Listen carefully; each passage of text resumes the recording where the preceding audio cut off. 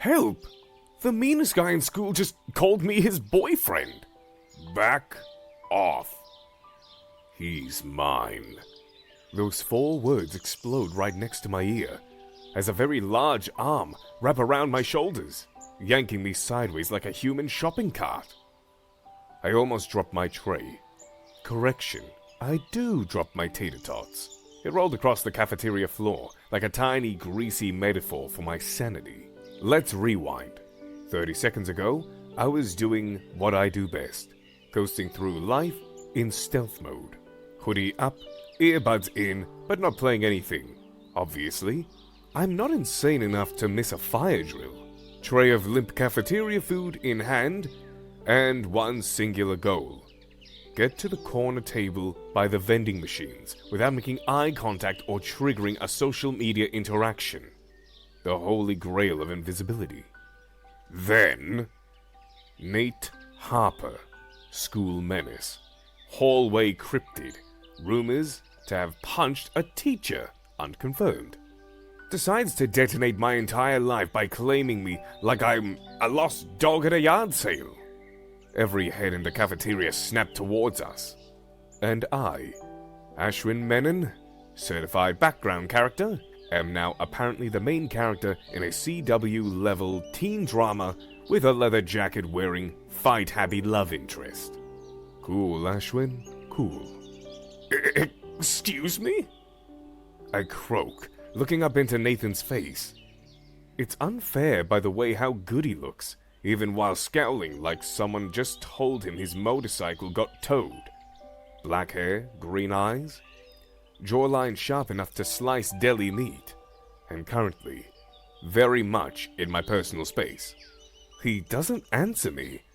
He's too busy glaring at 3 senior guys who had been standing way too close in line, laughing a little too loud at my hoodie, snickering when I dropped my fork, tossing a, "Hey, don't trip over your own feet, man," like they were doing me a favor.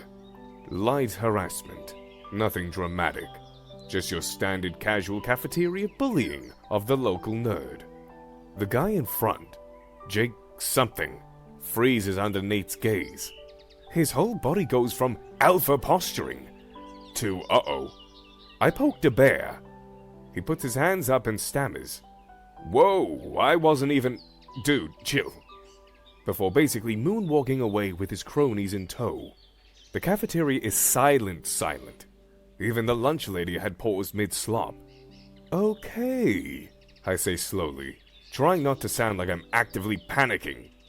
Fun little improv moment. 10 out of 10 for the commitment. But, what the hell are you doing? Nate finally looks at me, his arms still around my shoulders, like we're in a rom-com poster. But his face, not romantic, more murdery. "You were being bothered," he muttered. They were just messing with me like they always do. Nate's jaw ticks. "Yeah, exactly." I blink at him. He blinks back. No one moves. And in that moment, somewhere between the tater tots hitting the floor and Nate's arm tightening slightly, like I might try to bolt, I realized something truly horrifying. This wasn't a joke. He was serious. Nate, who currently looked as scary as a vampire, just fake boyfriended me in front of everyone, and now the entire cafe thinks we're dating. Later that day. So, turns out when the school's most terrifying delinquent claims you in the middle of the cafeteria like a limited edition Funko Pop, people talk. Loudly. Obnoxiously. And constantly. "Oh my god. Are you two like a thing now?" Someone whisper yells in chem while I'm holding a test tube of what I'm pretty sure is just water. Bad boy and brainiac? Classic opposite attract. I'm not a brainiac, I say. Because accuracy matters. Also, we're not a thing. We're not anything. He just malfunctioned. But denial gets a lot harder when Nate shows up in every hallway I walk through like a human GPS tracker. Oh, you're in this class too, he says, leaning against my locker like he was born there. Nate, this is honors lit. So? So, your GPA is basically the shrug emoji. He just shrugs. Of course he does, and walks me to class anyway, in full view of everyone. Again. By lunch, he's sitting across from me at my table, unwrapping a granola bar, like this is a normal Wednesday and not a hostage situation. He slides it over to me without looking up. I don't like almonds. I blink at it. You brought this from home? Yeah, and I don't like almonds. I eat it. I don't like almonds either. But that's not the point. The point is he's still doing this. And it's starting to feel less like a prank, and more like he just doesn't know how to stop. A few days later, so I'm at my locker, right? Minded my own business, trying to extract a very aggressive math textbook, when Jesse Keller, resident hall monitor with a superiority complex, decides to do something. Didn't think you were the type to date someone like him, Jesse says, leaning a little too close, mouth curved like he smells something bad. Guess you got a thing for charity cases. What? I choked out. We're not... He's not... This isn't... Got a problem? Nate's voice cut through the air like a buzzsaw made of testosterone. He's suddenly next to me, arms crossed, eyes sharp. Jesse blanches so hard he could be used as a warning label. No problem.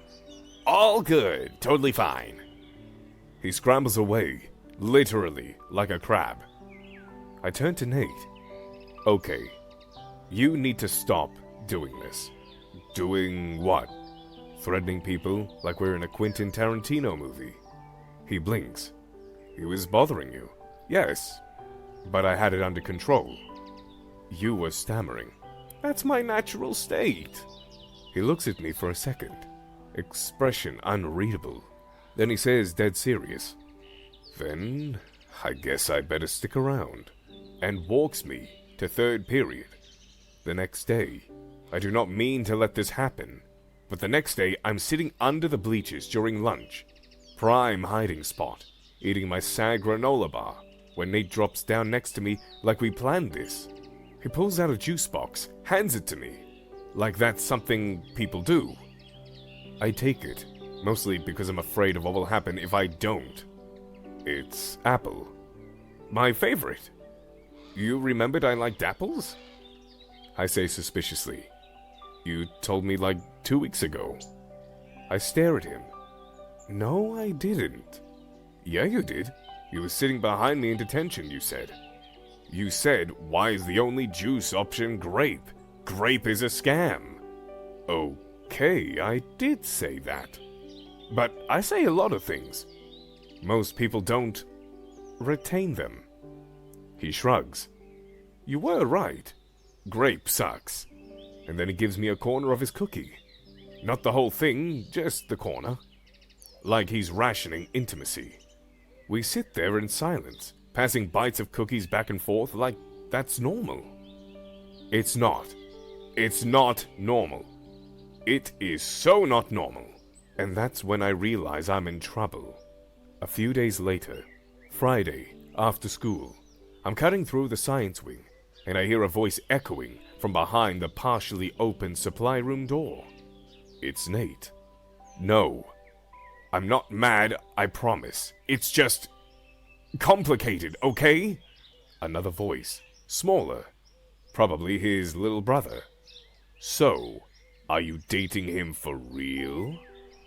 Silence. Then, Nate says quietly, I don't know. I didn't mean for it to go like that. Those guys were talking crap about him, saying stuff they shouldn't, and I panicked. I've liked him forever, and I just blurted it out. I freeze. My heartbeat did a drum solo in my ears. I didn't think he'd let me stay, Nate adds. But he hasn't pushed me away. Not really. I take a step back, then another. I'm halfway down the hall before I even realize I'm walking. And for once, I didn't have anything sarcastic to say. Because the scariest guy in school didn't fake date me, to mess with me. He did it to protect me. Because he likes me. Because he always has. The next day, I step into the cafeteria and immediately get hit with that weird feeling. Like you walk into a room and forget why you were there. Except everyone's staring at you. Like all of you. Heads snap towards me like I'm holding a live tarantula. Conversations die mid-sentence. Even the lunch lady stops, ladling mysterious meat, and looks like she just saw a ghost wearing a hoodie, gripping my tray like it's a shield, and trying to remember how to be invisible. Spoiler? It fails. 3 people, no 5, actually whisper the words, "Are those Nate Harper's arms around Ashwin Menon? Are those Nate Harper's arms around Ashwin Menon?" One girl even nudges her friend so hard I'm pretty sure she broke a rib. They smile like I'm suddenly the coolest thing since sliced bread. Meanwhile, I'm sitting there thinking, oh my god, I'm not invisible anymore. I'm the main event. The reason for every eye in this cafeteria. And no, it's not because I'm funny, or cool, or God help me, popular. It's because the school's biggest nightmare just claimed me in front of the entire freshman class. I want to disappear into the mashed potatoes, or the air vents, or maybe the bottom of the punch bowl. A few hours later, I do what I always do when life's embarrassing. I check my phone, expecting some, "Hey, you okay?" text from my usual friends, or maybe a meme to distract me. But nope. Nothing. Nada. Silence. The group chat I used to live in looks like a ghost town. 3 dots pop up, like someone's typing, then vanish. Again and again. I text Jeremy, my closest friend. No reply. I refresh, still nothing. Then, while scrolling through the school's anonymous gossip app, because apparently that's a thing now, I catch a glimpse of a message from not Jeremy123 in the public chat. Ashwin's changed. Hope he knows what he's doing. Not the supportive friend vibe I was hoping for. Sarah? She unfollowed me on Insta. Saw it this morning. Changed? I'm still me. Still the same sarcastic, snack-loving nerd who trips over his own feet on a daily basis. But suddenly, I'm something else. Nate's boyfriend. If only I could hit undo on the last 24 hours. The next day, I'm shuffling down the hallway, head down hoping to blend in like some semi-transparent ghost. When I hear it, some guy slamming his locker just a little too close behind me. Guess everyone's got a type. Voice dripping with something between amusement and malice. Even psychopaths. I freeze for a second. Because what the hell did he just say? Slowly, I turn around, expecting some dramatic showdown. Or at least an explanation. But no, he's already gone. Walking away with that smug, "I just threw shade and can't catch it" grin plastered on his face. I stare at him, feeling my face heat up. Should I care? Should I pretend I didn't hear that? I'm way too tired for this social drama. But of course I do care. A little more. More than I want to admit. Because maybe, just maybe, being called a psychopath's type wasn't the kind of attention I was ready for. 2 days later, it's history class, and I'm just trying to survive the day when Mrs. Cadwell, who usually gives 0 shits about anything but her lesson plan, suddenly calls me in front of everyone. "Ashwin, could you please explain why you've just been encouraging disruptive behavior lately?" She asks, eyes sharp, like she just caught me stealing from the cafeteria. I blink. What? She folds her arms and leans in a little closer. Since you've been dating Nate Harper, She says, voice dripping with judgment. I've noticed you're less focused, more confrontational. Some students say Nate has been a very bad influence on you. I want to laugh. I want to cry. Instead, I just stand there, frozen like a glitchy video game character. I'm not... I start. Miss Cadwell cuts me off. Just think about your choices, Ashwin. The whole class is watching, some with sympathy, most with barely concealed smirks. After class, I heard whispers follow me down the hall. He's the reason Nate's acting up. Ashwin's got a dangerous side. And my personal favorite, I bet he's faking it for attention. Fake?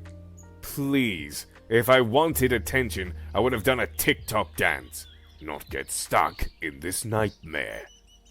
A few hours later, I get to my locker after third period and freeze. It's trashed.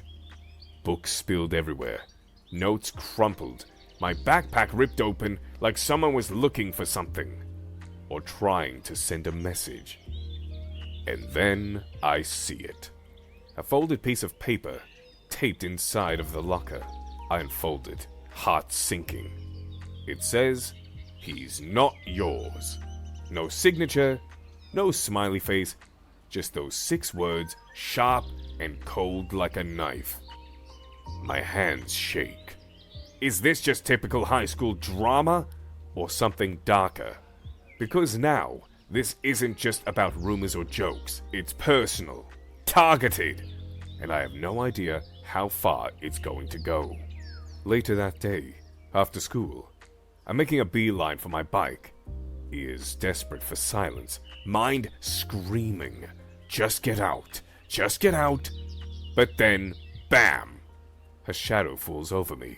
Chuck, Nate's rumored ex-boyfriend, is leaning against my rusty chain link fence, arms crossed like a storm cloud. Tattoo snakes up his neck, and there's this nasty glint in his dark eyes that say, "I've got nothing but time to ruin your day." "Hey, Ashwin," he says low, like he's savoring the moment. "You're the new boyfriend, hmm?" I try to sidestep him. No luck. His voice drops low, and I swear I hear a warning in it. "Listen up. You don't want this.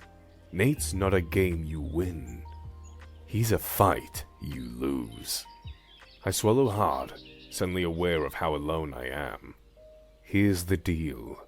The guy leans in so close, I catch the scent of the cigar smoke and bad decisions. "You're just a placeholder. A rebound. Someone to fill the void before he's ready to burn it all down." The words hit harder than any punch. Not because they're true, or maybe because they might be, but maybe because I didn't ask for any of this. I want to go back away, but his glare pins me like a bug on a board. "Keep your head down, Ashwin." He splits, "or you're gonna get burned." He's gone, leaving me standing in the dying light, realizing this trouble. Yeah, it's way worse than I thought. The next day, I'm sitting on the bleachers trying to make myself as small as possible, but it's no use. The noise in my head is louder than the crowded hallways below. Whispers, rumors, and the constant stare, like I'm some sideshow freak. I hate this. Hate that I'm suddenly the center of attention. Hate that Nate's fake boyfriend label feels less fake every day. Hate that I'm starting to actually care what people think. I'm so tangled up in all of this, I don't even notice Nate approaching until he's right beside me, sliding onto the bleachers with a soft grunt. "Hey," he says, voice low, like he knows I'm ready to explode. I don't say anything. I just stare at my hands, twisting the hem of my hoodie like it's a lifeline. Then, without warning, Nate reaches out and gently takes my hand. The contact is electric and terrifying all at once. "I'm not letting go," he says quietly. "No matter how hard you push me away." I want to push. I want to scream that this is all a mistake. But instead, my walls start cracking. Because maybe hiding, being invisible, wasn't safety after all. Maybe it was just fear. And maybe, just maybe, Nate isn't the problem. Maybe he's the only person who's actually trying to help me find myself. Over the week later, I won't lie, the last few days, weirdly not awful. Nate still acts like a grumpy bear half the time, but he's also not as scary as I thought. Like he shared his hoodie with me when I forgot mine. And no, it didn't smell like sweat. Well, maybe a little. Even so, even he joked. Sort of. We're walking to class together, and it's less like being dragged around and more like, I don't know, maybe being with someone who actually cares. It's confusing, but also kind of nice. I catch myself thinking, hey, maybe this isn't so bad. Then my phone buzzes. A text from Sarah. "Did you hear? Did you hear? Nate got into another fight. Last strike could be expelled?" My chest sinks. What? I text Nate. No reply. I try calling. Straight to voicemail. That's when the pit in my stomach turns into a full-blown landslide. A few hours later, I find Nate behind the gym, pacing like a caged tiger. "Why didn't you tell me?" I blurted, voice sharper than I wanted it to be. He shrugs, face tight. "I didn't want to worry you." Worry me? Dude, I'm your fake boyfriend. But maybe I deserve a heads up? He laughs bitterly. Fake, huh? You don't get it. Then tell me, I snap. You're on your last strike, Nate. Expulsion's real, and you didn't even tell me. His jaw clenches, eyes darken. You think I wanted this? I step closer, voice dropping. Then why hide it? Why not trust me? And for a second, the air between us is electric, raw. Then he storms off. I'm standing there, angry, hurt, and feeling like I got punched in the gut. His locker. He has to have a locker here, right? It might shed some light on all of this.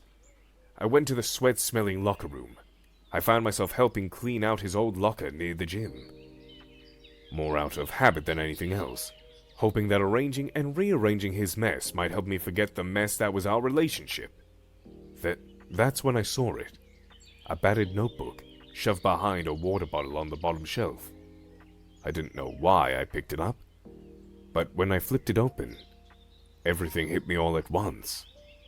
Sketches of me, awkward, messy, grinning stupidly. Little comics of us, fighting over fries, sitting side by side. Moments I never thought Nate noticed. Pages filled with jokes, scribbled notes, and imagined conversations. I thought back to the time I'd overheard Nate talking about his brother. He said he'd liked me for ages. I had shrugged it off. Maybe denial.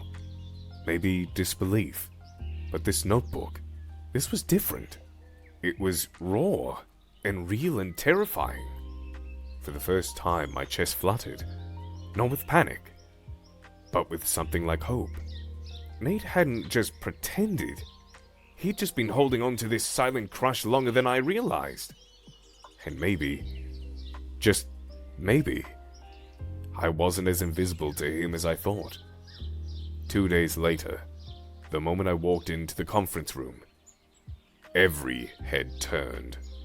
Principal Jenkins, 2 teachers, Nate, and some stern-faced disciplinary board people sitting like they were about to pass judgment on a criminal. Me? I felt like the last kid anyone wanted to see. But honestly, I didn't care. This wasn't just about Nate getting kicked out. It was about him.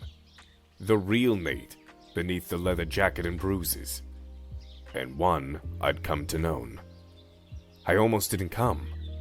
After the fight, and finding that stupid little notebook full of Nate's messy feelings and doodles. I wasn't sure if I could face this whole mess. But then the thought hit me like a punch to the gut. If Nate got expelled, if he wasn't here tomorrow, what the hell was I supposed to do? I just started getting used to him. Hell, I started wanting him. The idea of losing him, really losing him, made my chest tighten with fear I didn't expect. So here I was, standing outside this cold room with a bunch of adults who probably already thought Nate was a lost cause. No plan, no fancy speech rehearsed. Just one thing clear in my mind. I had to try. I cleared my throat, hard hammering. Look, I started, trying to sound way more confident than I felt. I know Nate's had a rough time. The fights, the suspension, they're real, but there's more to him than that. I told them about the guy who saved me in the cafeteria, who shared his hoodie even when it probably smelled terrible. The one who, yeah, has anger, but also loyalty and kindness buried deep underneath all that tough guy noise. I'm not here to make excuses, I said. I'm here to say he's not just some troublemaker. He's someone who is trying. And I see him, not just as the bad boy label. The room was quiet. Even Nate looked surprised. Then I took a deep breath and said, what I'm trying to say is, I believe in Nate. Not because I have to, but because I've seen the side of him most people don't. He messes up sometimes, but he's not just a bad kid. He's loyal, and he actually cares. Even for when it's not easy for him to show it. I hope you'll see that too. I could feel every eye on me. Some surprised, some thoughtful, others maybe still skeptic. But I mean every word. That I didn't care. About an hour later, walking out of that hearing, my heart was still pounding, but lighter somehow. Nate caught up to me outside, his usual scowl replaced by something softer. You really did that, he said, voice low. Yeah, I shrugged. Someone's got to stand up for you. He cracked a tiny smile. No one's ever done that before. Well, I teased, nudging him. Guess you picked the right nerd to fake date. We laugh, the tension finally cracking between us. Nate steps closer, his usual scowl softening into something unreadable. For a second, he looked like me. He just looked at me, like he was asking if I really meant all of this. He gave me the chance to back off, to say it was a mistake, to run, but I didn't. I stayed. And then, slow and sure, he leaned in. Our lips met, and everything else, the rumors, the fights, the stares, faded away. It wasn't loud or flashy. It was quiet and steady, like he was telling me without words that he was here, that he was mine, and I was his. I didn't look away, because this was real. And a few months later, it's been a few months since that whole mess blew up. The cafeteria stunt, the fights, the rumors, the weird fake relationship that turned real situation. And yeah, I'm definitely not invisible anymore. But honestly, I don't want to be. I'm the guy who, against every instinct screaming at me to stay out of the spotlight, walked straight across the loudest, busiest cafeteria in the world. Past every sneer, every whisper, every sidelong glance. Past the circle of judgment, eyes and phones raised like I was some reality show contestant. And I sat down next to Nate Harper, the scariest, toughest, most misunderstood kid in school. The one whose name alone made people back away. And I stayed. We still argue, no doubt. Sometimes dumb stuff, like whether or not I'm hogging the blankets, or if his leather jacket smells like a gym sock. We trip over each other's moods, snap when we're tired or hangry, but underneath all of that, it's real, it's honest, and it's ours.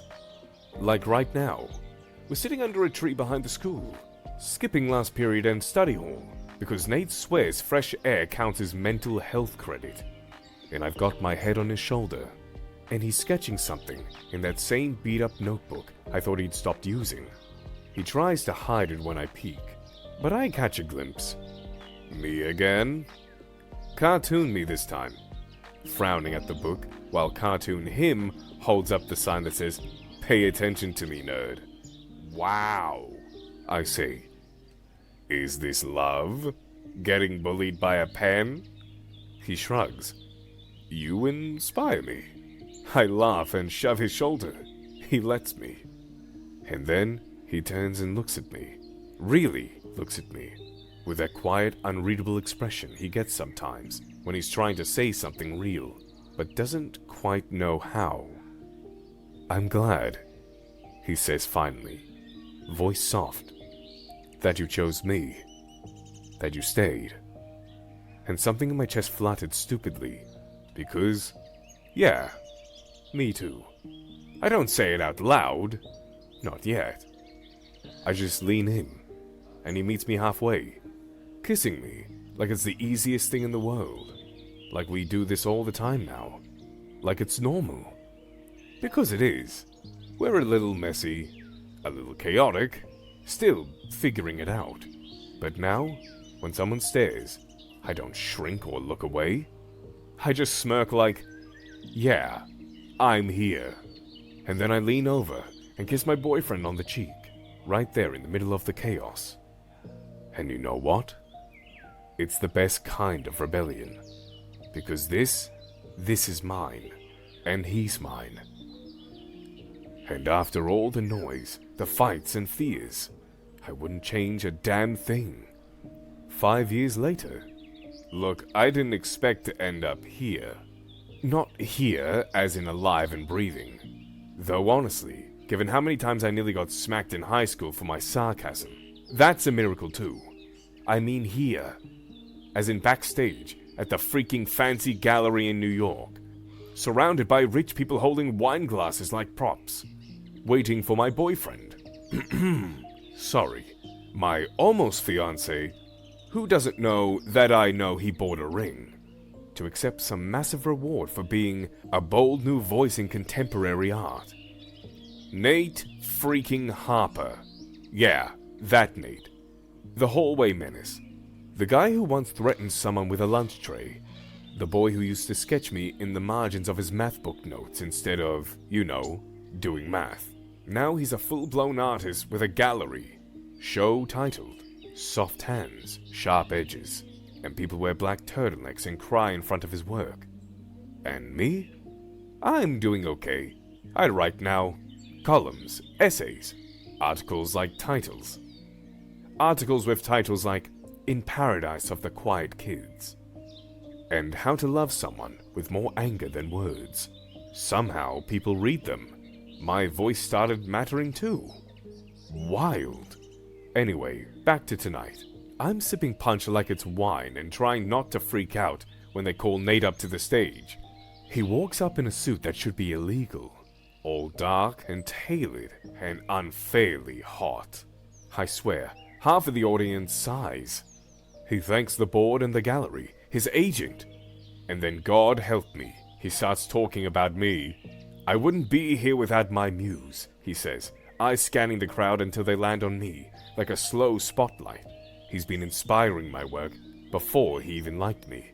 Since the day he dropped tater tots in the cafeteria and looked at me like I was personally responsible for ruining his life.